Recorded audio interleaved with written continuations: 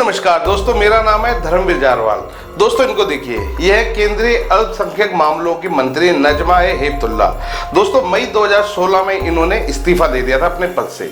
अब दोस्तों इनको देखिए, ये है गुजरात की पूर्व मुख्यमंत्री आनंदीबेन पटेल। इन्होंने भी लगभग अगस्त 2016 में रिजाइन कर दिया था। दोस्तों आप जानते हैं कि इन्होंने रिजाइन क्यों किया था? इन्होंने रिजाइन अपनी मर्जी से नहीं किया था, बल्कि में इनको रिजाइन करने के लिए मजबूर किया गया था।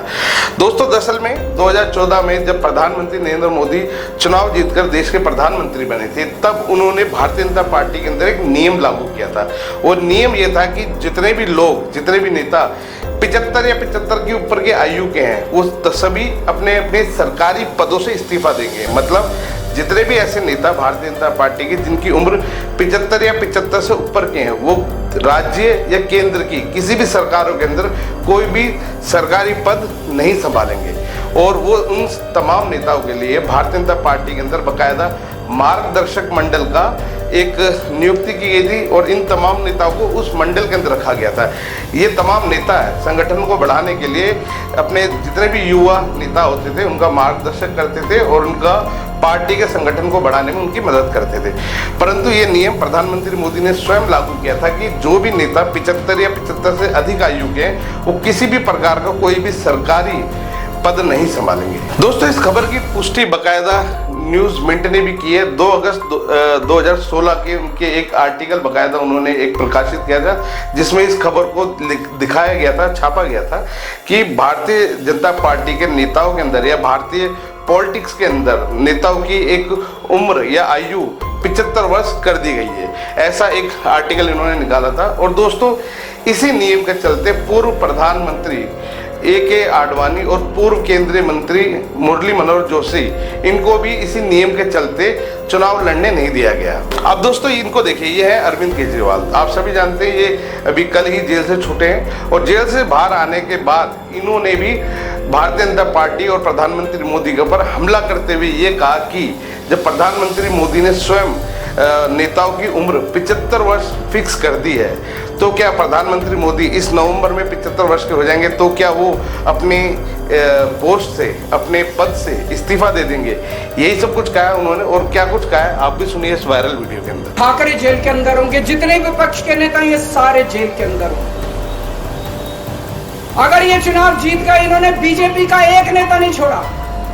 आडवाणी जी की राजनीति खत्म कर दी इन्होंने, मुरली मनोहर जोशी की राजनीति खत्म कर दी, सुमित्रा महाजन की, शिवराज सिंह चौहान जिसने मध्य प्रदेश का चुनाव जीत के दिया इन लोगों ने, शिवराज सिंह चौहान ने उसको मुख्यमंत्री ने बनाया, उसकी राजनीति खत्म कर दी। वसुंधरा राजे की राजनीति खत्म कर दी इन्होंने, खट्टर साहब की राजनीति खत्म कर दी, डॉक्टर रमन सिंह की राजनीति खत्म कर दी। अब अगला किसका नंबर है? योगी आदित्यनाथ। अगर ये चुनाव जीत गए, मेरे से लिखवा लो, 2 महीने के अंदर उत्तर प्रदेश का मुख्यमंत्री बदल देंगे।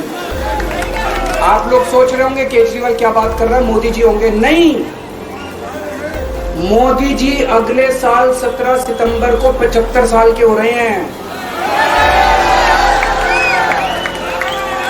बीजेपी के अंदर मोदी जी ने 2014 में मोदी जी ने खुद ने रूल बनाया था कि बीजेपी के अंदर जो भी 75 साल का होगा उसको रिटायर कर दिया जाएगा। सबसे पहले आडवाणी जी को रिटायर किया गया, उसके बाद मुरली मनोहर जोशी जी को रिटायर किया गया, फिर सुमित्रा महाजन को रिटायर किया गया, फिर यशवंत सिन्हा को रिटायर किया गया। अब मोदी जी अगले साल 17 सितंबर को रिटायर होने वाले हैं। तो मैं बीजेपी से पूछना चाहता हूं, आपका प्रधानमंत्री का दावेदार कौन है? दोस्तों भारतीय जनता पार्टी के नेता और देश के गृह मंत्री अमित शाह ने प्रधानमंत्री नरेंद्र मोदी का बचाव करते हुए कहा कि ऐसा कोई भी नियम भारतीय जनता पार्टी में ना तो है, ना ही कोई ऐसा नियम बनाया गया है। और प्रधानमंत्री मोदी इस बार तीसरी बार भी चुनाव जीतकर देश में अपनी सरकार बनाएंगे। मतलब जो नियम प्रधानमंत्री नरेंद्र मोदी ने स्वयं बनाया था, अमित शाह ने उसके लिए साफ साफ मुंह करके उन्होंने कहा कि ऐसा कोई नियम बनाया है। अरविंद केजरीवाल एंड कंपनी और पूरे इंडिया अलायंस को कहना चाहता हूं, मोदी जी 75 साल के हो जाए, इससे आपको आनंदित होने की जरूरत नहीं है। ये भारतीय जनता पार्टी के संविधान में कहीं नहीं लिखा है। मोदी जी ही ये टर्म पूरी करेंगे और मोदी जी ही आगे देश का नेतृत्व करते रहेंगे।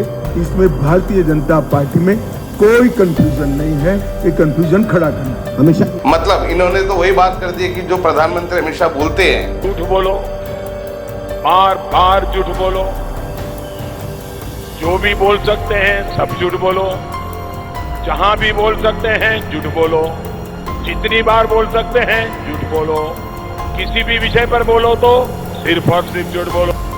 तो मैं यही बोलना चाहता हूँ और यही कहना चाहता हूँ नरेंद्र मोदी जी से और अमित शाह जी से कि इतना झूठ किस लिए? जो नियम आपने खुद औरों के लिए बनाए थे, अब जब बात अपने ऊपर आई तो वो नियम खत्म हो गए। मतलब इस तरीके से जैसे कि पूरा विपक्ष और तमाम नेता ये कह रहे हैं कि प्रधानमंत्री मोदी अगर वाकई में अगर चुनाव जीत जाते हैं तो देश में लोकतंत्र की हत्या कर दी जाएगी और डिक्टेटरशिप एक लागू कर दी जाएगी, जिसके बाद शायद हो सकता है हमारे देश में कभी चुनाव ही ना हो।